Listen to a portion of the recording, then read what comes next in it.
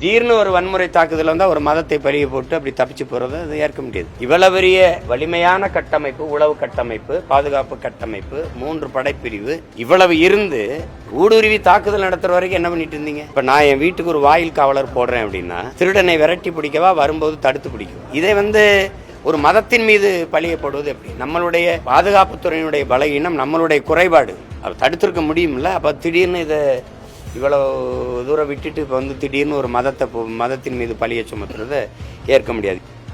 அது தெரியல. ஒரு நாடு தன்னை தற்காத்துக்கொள்ள அது சொல்லும், எங்களுக்கு அதுக்கு சம்பந்தம் இல்லைன்னு சொல்லும்.